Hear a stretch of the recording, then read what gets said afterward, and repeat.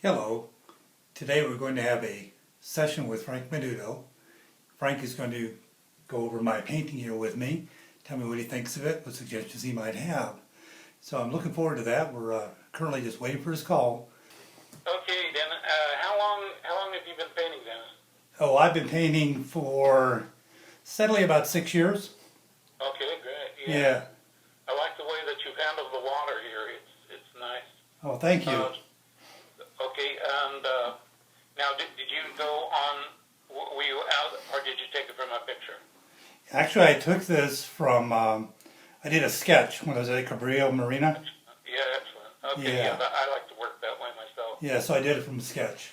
Okay. And I had earlier done a pastel study of this Uh-huh. that I actually sold at an auction. Wonderful. So I like the composition, so I thought I would do it again as an oil painting. Okay, I have a problem with your purples. Okay, that was a stretch, I know. Okay, but here's how we can solve it. Okay. Is thank God for Pissarro, because Pissarro purples are so strong. Right. Okay, so you take your purple, add a little bit of white to it, and yellow ochre, Okay. and what happens is it becomes a natural, beautiful color. You'll see immediately when you do that, you can control your purples. Hmm. I mean, they won't go candy. What happened is your purples went candy on you. Oh, I see what you're saying. Yeah, I can see that. So what you do is you make little wells of different combos, like a little bit more white, a little bit of and purple, and the ochre. Use the ochre as you would use as a neutral, a sports car. Okay. Anytime you do anything outside, there's a lot of ochre in it. And when they used to study with Pissarro, the first thing that would change their palette is they go in with no yellow ochre on their palette, and they come out with yellow ochre on their palette afterwards. Oh, okay. Because what it does is it makes everything in nature more natural. When your color gets a little bit too candy or too bright, if you add a little ochre to it, all of a sudden you will be able to control the color to where it's a natural look. Okay, well, I love that description of candy, because that really does seem to describe it well. Right in in front here of the painting, Down here. that I love being able to see through the water, because that's what happens. But see, the purple's taking it away from me. Okay. So if you add that color, you'll see it. When you start mixing it and playing with making the color, you'll see it and you'll go, yeah, there it is. All right. I can't wait. Once you add that to it and get rid of that candy look, all of a sudden this thing's going to pop alive. I like the way that you handle this group of I live by, in Naples, I live by a place close to looking like this. But I love the way how you handle the boats. I mean, that's good painting. I mean, it's almost like plein air almost. It's lovely. Oh, thank you. Love the turquoise boat.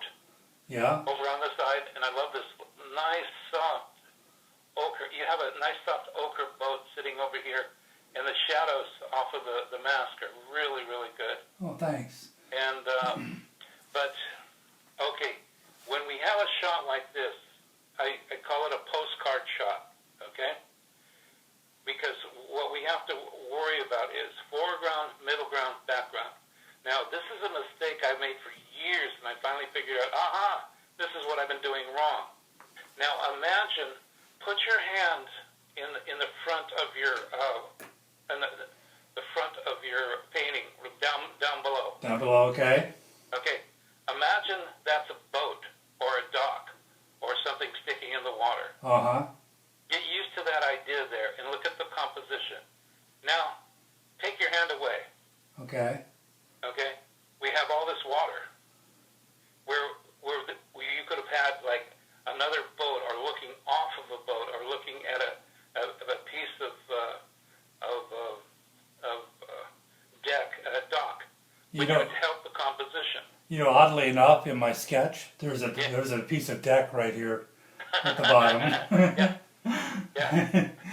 Always consider your composition. Always consider your foreground first. This took me a long time to learn this one. If you get a good foreground happening with a lot of ground, which is exciting right here, your middle ground will come out even better. Because the difference between a postcard and a painting is that they blast big area, you know? Yeah. This is our landing or whatever, right? But a painting has something in the foreground, always something to draw the eye in to the rest of the painting. Right. So you have a very strong middle ground, all that wonderful painting that you've done with those boats, and then there's nothing in the foreground.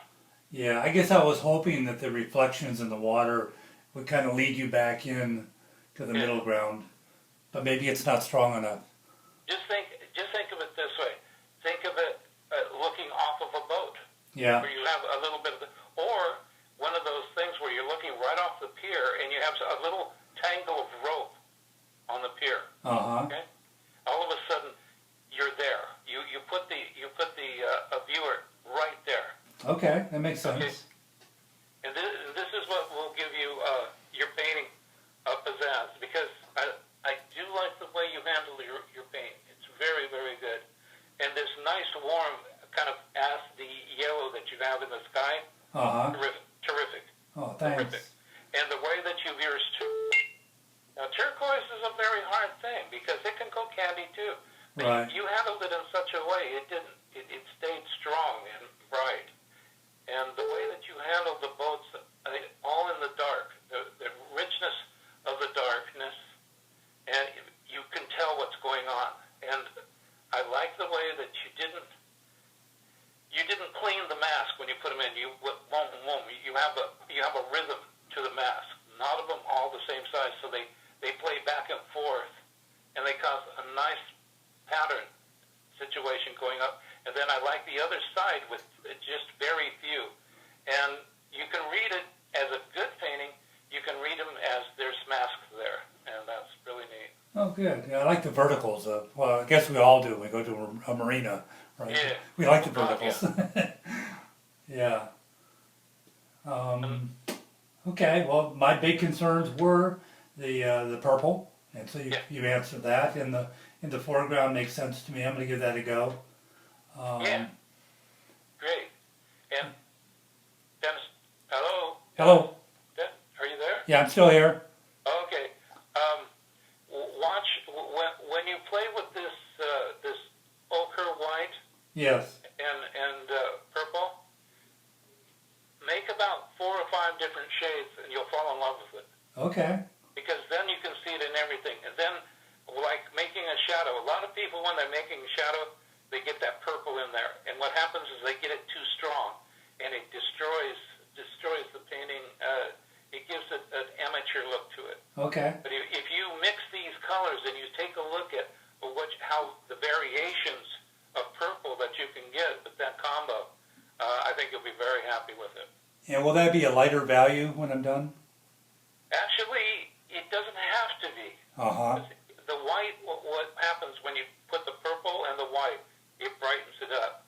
Then the amount of yellow ochre that you put in will dull it down. Oh, okay. But it'll give it a natural purple. Oh, I can't like wait. what's in nature. And in shadows. Okay. Then how you can handle it is, if you want it darker, you add a bit more purple. If you want it more lighter, you add a little bit more white. So this is why I say play with the color. Play with those 3. And start with a little bit of purple, less ochre, and a tiny bit of white. Okay. Or make your purple, take your purple and mix the white into it, so it's not strong, but it's just enough to change it where you can start seeing the color arrive. Then hit it with your turquoise. Hit it with your ochre, and you'll see you'll have total control of that color as you use it. All right. And once you get control of that, man, sky's the limit. Because you'll see that reflecting almost everywhere when you go outside.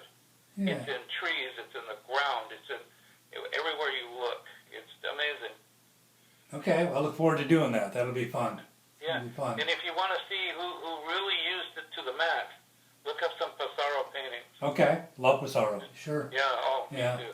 I remember when this was in the I was up at the Getty, and they had a Pissarro there, and I walked up and I seen these little strokes, and I couldn't believe the color that I was looking at because I couldn't get that color. Right. And I finally was reading about the artist that used to go see him as their teacher, and the first thing he got him going with is the ochre. Okay. And because of ochre, we have the Impressionist paintings. Huh. Isn't that weird? It is weird. It is. Yeah. But once you start playing with it, you're going to see you can actually use it with greens, and you'll get beautiful greens and blues too. So, but do the purple, and it'll win you over. I promise.